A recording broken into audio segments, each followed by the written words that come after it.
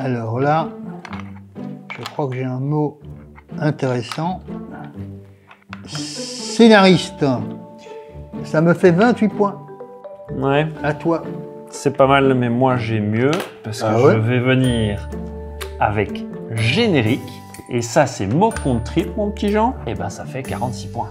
Il y a un tout petit problème. Qu'est-ce qu'il y a? C'est que générique ne s'écrit pas avec K. Tu chipotes, tu chipotes. Je ne chipote pas, c'est la langue française. Ça, c'est 0.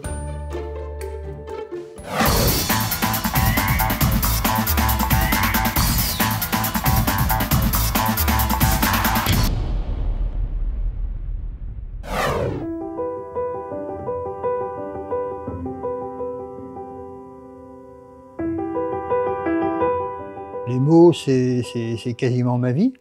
C'est-à-dire que j'ai une passion pour les mots, très petit, très jeune, à laquelle s'est superposée l'image. Très vite, j'ai compris que j'aimais beaucoup écrire pour l'image. Mais je pensais plutôt le cinéma que la bande dessinée. C'est pour ça que j'ai fait des études à l'Institut des Arts de Diffusion, c'est pour pouvoir écrire pour l'image. L'image animée, alors que toute ma vie, j'ai travaillé pour une image fixe. C'est assez amusant. C'est vraiment une gymnastique quotidienne, hein, les mots. Je ne pense pas que j'ai passé une seule journée sans écrire des mots. Les débuts, c'est très simple. J'étais parti pour écrire plutôt un roman, que j'avais écrit d'ailleurs, qui devait être publié chez Jacques Antoine à l'époque. Et puis Jacques Antoine est mort. Et il y a eu un problème de succession au niveau des manuscrits dans la maison des Éperonniers, ce qui fait que j'avais du temps devant moi. Et le hasard a voulu que je rencontre un dessinateur de bande dessinée qui s'appelle Bernard Coppens, qui m'a demandé de lui écrire un scénario. Je n'avais jamais pensé à écrire pour la bande dessinée. Sauf que, dans cette culture qui m'entoure, j'avais des références BD très fortes. J'ai toujours été un passionné, par exemple, de Maurice Tillieux, de J.G., de Black et Mortimer, évidemment de Tintin. Mais ma génération, c'était Pilote. C'est avec Pilote que j'ai compris que, effectivement, en bande dessinée, on pouvait aller dans toutes les directions, très loin, avec un espace de liberté que je ne sentais pas auparavant. En fait, j'étais très occupé. Je n'ai pas arrêté de travailler pour la bande dessinée pendant quasiment 40 ans. Mais je suis revenu au cinéma après. J'ai écrit toute l'adaptation des Rapaces, par exemple, donc complètement le découpage pour EuropaCorp. Et donc, l'adaptation de Rapaces, elle est passée dans le tiroir. Il faut dire aussi une chose qui est très importante, c'est que mon espace de liberté des créateurs s'est mieux développé en bande dessinée qu'au cinéma. Parce qu'en bande dessinée, le scénariste, il a sa place. Il peut développer son style, il peut développer son rythme. Tandis qu'au cinéma, les contingences matérielles, les avis de tout le monde font que, quelque part, le scénariste est tout de même quelqu'un qui est très bousculé, si je puis dire, et parfois mis à mal. Il ne faut pas se voiler la face, la liberté, elle vient aussi de la liberté économique. Si vous voulez avoir une très longue carrière, et des carrières où vous pouvez être libre, et suivre ce que vous pensez être votre univers, le développer, parfois contre les gens, parfois contre la critique, et vous dire non, ça c'est mon truc à moi, alors ça passe ou ça casse, mais je m'en fous, je dois le faire. Vous avez intérêt à rencontrer dans votre carrière quelques succès. Et ça m'a offert ma liberté d'écrivain, de scénariste. Moi je me souviens que très tôt dans ma carrière, je savais, ça c'était peut-être une force, que tel sujet, que j'aimais beaucoup, que je voulais écrire, pouvait avoir un succès public. Et si l'on veut, le socle de ma carrière au niveau des succès publics, ce furent Jessica Blondy et Giacomo C. Voilà, ça ce sont les deux socles sur lesquels j'ai pu monter et des chiffres et un succès. Comme je savais, au même moment, chez l'éditeur Jacques Lénat, que si je lui présentais des adaptations ou des variations d'œuvres d'écrivains, comme je l'ai fait sur Hemingway, sur Sade, sur Dashiell Hammett, il fallait le faire, ça ne pouvait pas marcher. À l'époque, parce que c'était trop tôt. Je constate maintenant qu'il y a beaucoup d'adaptations de romans ou d'écrivains et que ça marche. Il y a 30 ans, ça n'a pas marché. Mais on le savait tous. L'éditeur en face de moi le savait aussi. Et c'était d'ailleurs un éditeur qu'on accusait toujours de de ne viser que le commercial. Il s'appelait Henri Filippini, et je tiens à redresser une image. C'est avec Henri Filippini que j'ai lancé des histoires qui ne pouvaient pas rencontrer le succès commercial, parce qu'au départ, c'était pas évident, c'était des dessinateurs très pointus comme Marc Malaise ou Joël Savet. On a fait un Balzac avec Joël Savet. Ça n'a pas marché, mais j'adore ce bouquin. Et je pense qu'une carrière, c'est ça, un produit plus accessible à rencontrer le public, et des sujets plus hermétiques, plus fermés. Et toute ma carrière, c'est ça. C'est toujours de voyager de l'un à l'autre.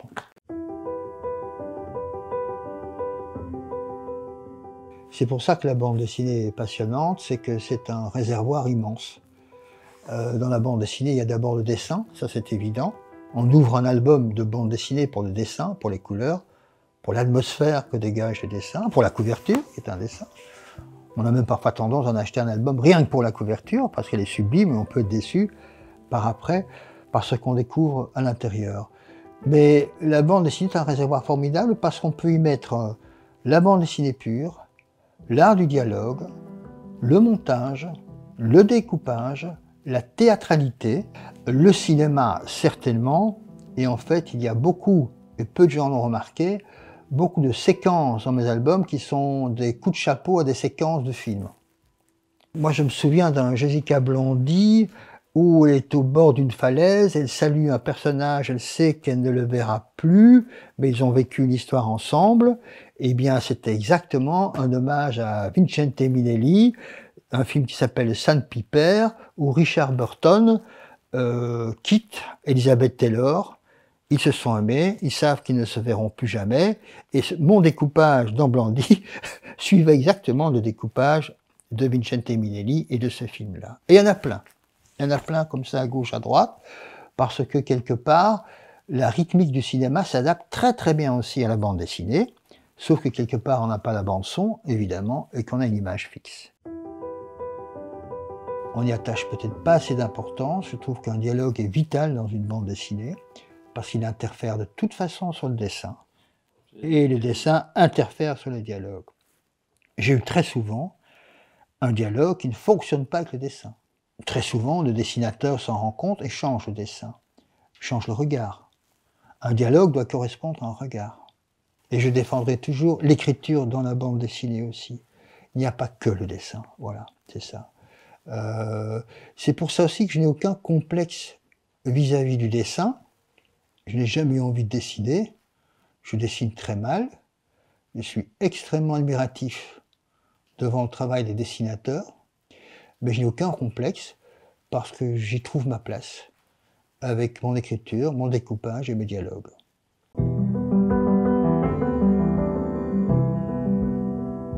J'emploie l'ordi, sauf pour les dialogues.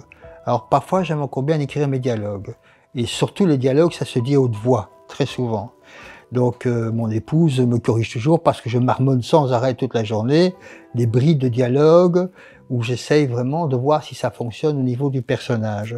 Donc je dirais que les dialogues c'est plus le corps, c'est plus la main, c'est plus la voix, tandis que ceci c'est plus, je dirais, la machine est là. Et elle avale les mots et les corrige. C'est un métier curieux parce que le dialogue est absolument passionnant et fait partie de notre métier, pour des gens qui sont tout de même des solitaires et qui aiment le silence. Et dans ce silence, il y a des gens qui parlent. Il y a tout le temps des gens qui parlent dans ma tête, ce qui est fatigant, je le dis tout de suite. C'est pour ça aussi que ce qui est très fatigant, c'est de garder une histoire qui n'a pas encore sa fin, parce qu'il y a 10, 12 volumes qui doivent être écrits, et que 15 ans après, vous avez encore toujours ces personnages qui parlent dans votre tête et qui n'ont pas encore trouvé leur fin, il faut les garder.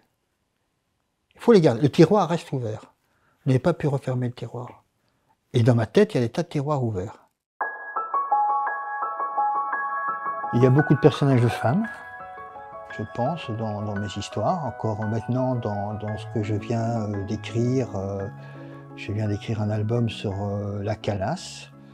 Les personnages féminins sont des personnages qui m'ont d'ailleurs valu parfois quelques problèmes, puisque même Jessica Blondy, dans les années 80, on a eu du mal à la poser chez Dupuis, par exemple. C'était tout de même une femme bisexuelle, alcoolique, n'ayant pas d'enfant, adoptant un enfant et se battant dans un monde d'hommes. Et pour se défendre et pour survivre, il fallait du caractère. Ce sont des femmes souvent blessées, fragiles, même si Aubin, dans Complaint des Landes perdues, est un personnage fragile. Et j'ai toujours été très attaché aux personnages qui doivent d'abord se battre avec eux-mêmes ou elles-mêmes. Prolifique, oui. Je n'aime pas le mot parce qu'il cache ou il surfe sur une mauvaise interprétation. Disons plutôt que je n'ai jamais cessé de travailler et d'écrire. J'ai assez de métier pour renifler les ficelles. Je sais quand elles arrivent et je sais qu'il faut faire attention. C'est pour ça aussi que j'ai changé 2-3 fois d'axe dans ma carrière. J'ai toute une période Iléda, et puis je suis parti pour repartir à zéro avec Média Participation et particulièrement d'Argo. Et là maintenant, alors que je vieillis, que je pourrais me dire au fond je connais toutes les ficelles, moi je pourrais créer des histoires comme ça, là, je me suis dit non, je vais faire autre chose. Je vais repartir sur d'autres pistes pour rester en éveil, pour rester avec une vibration. Alors le mot prolifique, oui, ça m'agace un peu, mais si vous me dites que je n'ai jamais arrêté de travailler et que j'ai eu une chance dans ma vie qui est de ne jamais avoir eu de problème de page blanche, parce que j'ai jamais eu de problème d'inspiration. J'ai une technique depuis 40 ans qui était la technique de Jean-Claude Carrère et de Louis Buñuel. Chaque jour, j'invente une histoire différente dans ma tête que celle que j'écris ou que j'écrirai. Et je pourrais la raconter, cette histoire. Je n'aurai pas le temps de la raconter. Je suis sur autre chose. Mais il faut alimenter une sorte de mécanique qui est le ressort indispensable de votre travail. Un très beau mot. Ma carrière a été faite de rencontres. Elles ont été très longues, très souvent.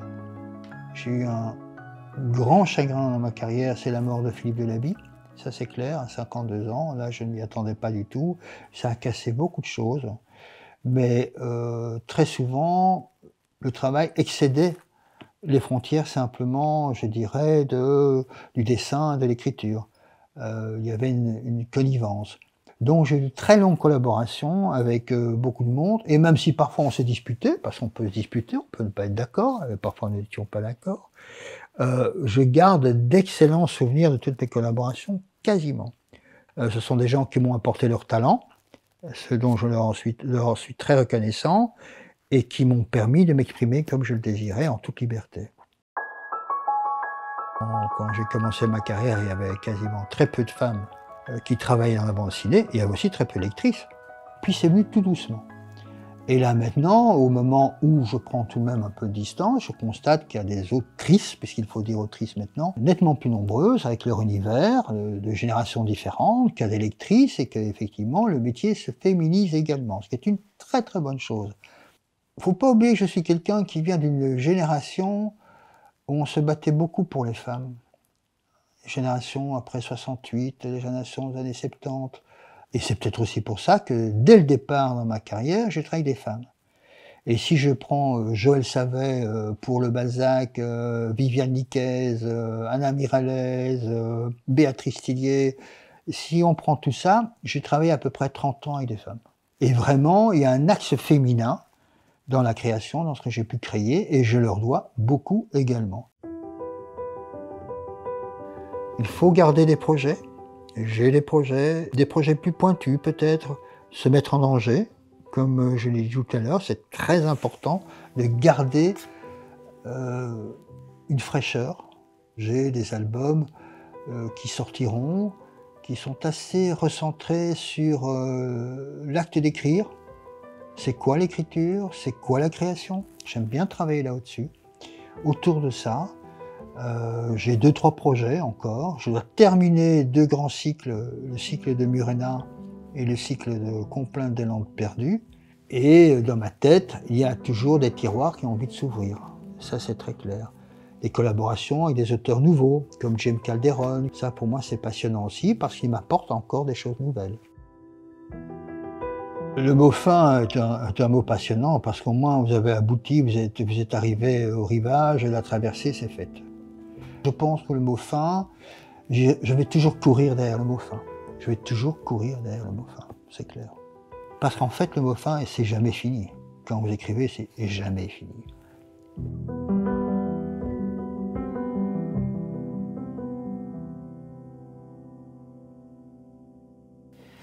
C'est serré, non? Hein? J'ai l'impression que la bataille est un peu... non? Pardon? Serré? Bah, pas du tout. Non, absolument pas. Là, pour le moment, je gagne.